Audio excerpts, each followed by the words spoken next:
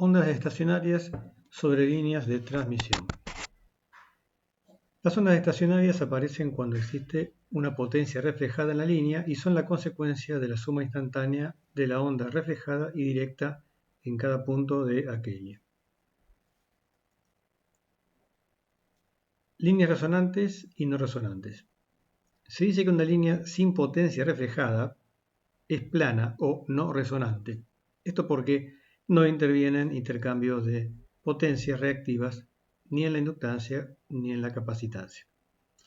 En una línea plana, es decir, no resonante, además, si suponemos que no hay pérdidas porque R0, es decir, la resistencia del conductor es cero y la conductancia del aislante también es cero, la tensión y la corriente serán constantes en toda su longitud.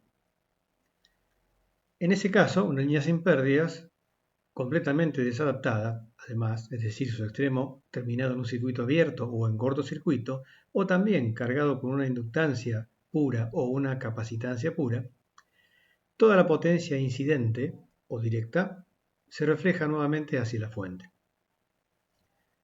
Si inmediatamente después que la fuente inyectó una cantidad de potencia en el inicio de la línea se reemplazara la fuente por un cortocircuito o se dejara la línea abierta, la energía que está presente en la línea se reflejaría de un extremo al otro, es decir, oscilaría de malla elemental en malla elemental entre las terminaciones de la carga y la fuente, en forma similar a la potencia en un circuito tanque LC, solo que aquí serían infinitas inductancias, infinitos capacitores, lo que estarían resonando. En una línea resonante, la energía se transfiere de forma alternada entre los campos magnéticos y eléctricos de la inductancia y la capacitancia distribuidas. Lo usual es que la fuente, es decir, el transmisor, permanezca conectado a la línea. Entonces la potencia reflejada que llega hasta ella se termina disipando sobre su resistencia de salida. Hablamos de la potencia que se reflejó desde la carga y vuelve hasta el transmisor.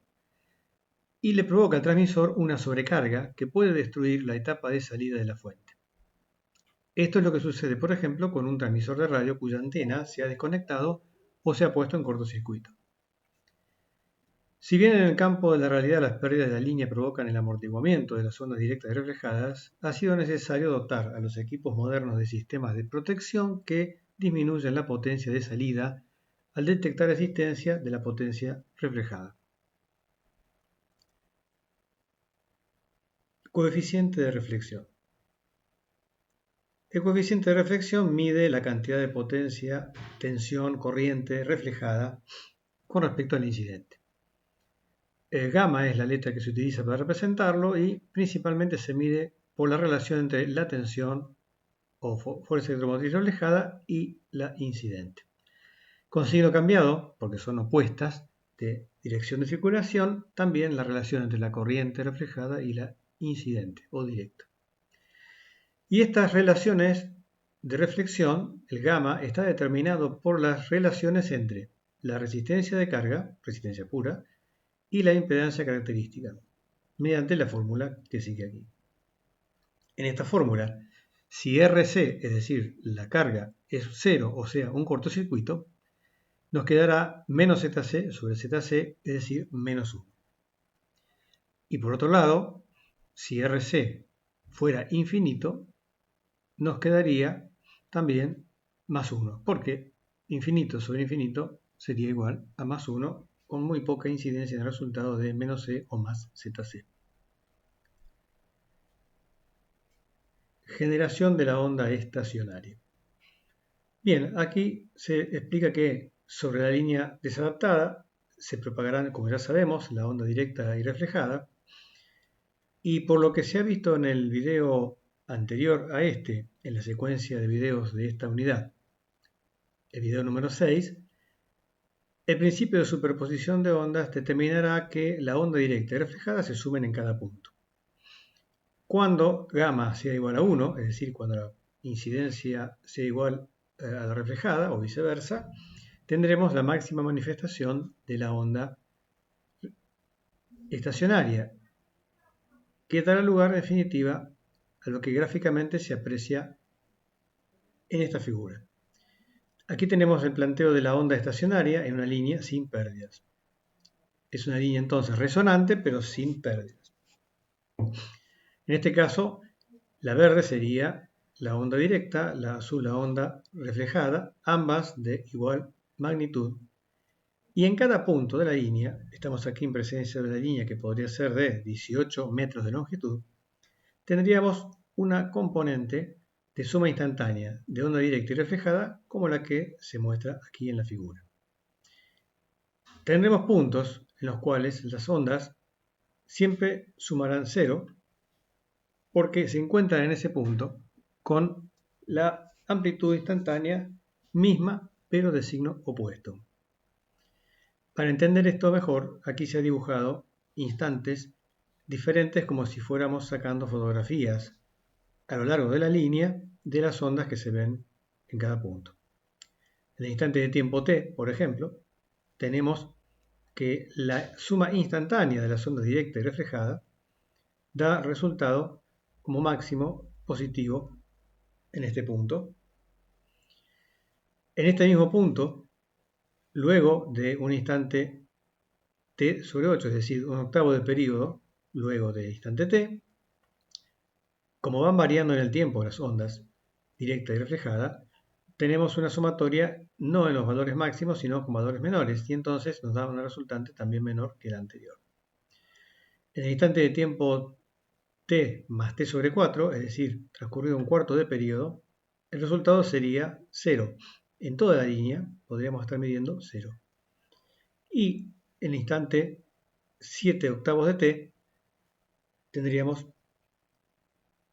en el mismo punto, tendríamos la misma tensión que habíamos medido en el instante t más t sobre 8, o sea, t más periodo sobre 8, pero de signo opuesto.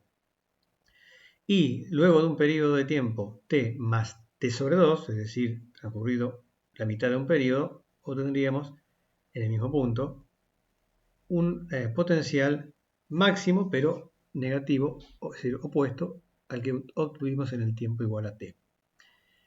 Ahora, un cuarto de longitud de onda, midiendo la longitud de onda sobre la línea, nos desplazamos un cuarto de longitud de onda, ya sea hacia la izquierda o hacia la derecha, de los puntos donde teníamos los antinodos, como se les llama a los puntos de máxima amplitud, tenemos lo que se llama nodos.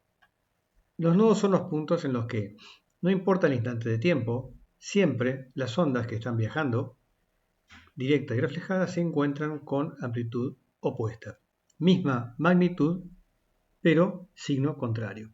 Por lo tanto, aquí también, en rigor, las ondas directas y las ondas reflejadas estarán pasando con sus amplitudes de 0 hasta máximas, pero siempre esas amplitudes serán iguales y opuestas. Así, cuando en este instante correspondería a la tensión máxima de la onda directa, es decir, la onda verde que su máximo ha viajado y se ha desplazado hasta este punto, habrá pasado lo mismo con el máximo de la onda reflejada, que también se habrá desplazado hasta este punto. La suma de más u máxima más menos u máxima resultará en 0. Y en cada instante de tiempo, en esta coordenada x, se dará la resta exacta con resultado 0 entre la onda directa y la reflejada. Entonces, a distancias de media longitud de onda, se irán repitiendo los nodos o puntos de tensión 0. Y a distancias de media longitud de onda, se irán repitiendo también los puntos de máxima tensión o bien antinodos. Por supuesto, para la onda de corriente, el resultado de distribución sería igual. Aquí se representa abajo el valor eficaz de la onda estacionaria que iríamos midiendo sobre la línea. Y el concepto de estacionaria se entiende mejor en los videos que vimos de los símiles mecánicos, porque efectivamente en una cuerda o un resorte estos puntos permanecen quietos, estacionados. Las ondas también parece que estuvieran como estacionadas entre los nodos, pero luego sabemos que en realidad lejos está de haber una estática en la línea, sino que lo que sucede es la superposición de dos ondas que están en permanente movimiento de un extremo al otro. Este gráfico puede verse en movimiento, pasaremos a verlo justamente con la representación de una onda directa y una onda reflejada, y pensemos que esto es justamente nodos de una línea de transmisión en los que hemos podido poner un tester en cada, o un osciloscopio en cada punto de la línea y poder ver en cada una de sus partes cómo varían las tensiones. Aquí está lo que recién se explicaba. Se ven las ondas rojas y la onda azul que se desplazan en direcciones siempre opuestas y como resultante a lo largo de sus recorridos van dando los puntos nodales con amplitudes siempre cero y los demás puntos cuya amplitud va cambiando a lo largo del tiempo con la frecuencia misma que tienen las ondas directa y reflejada.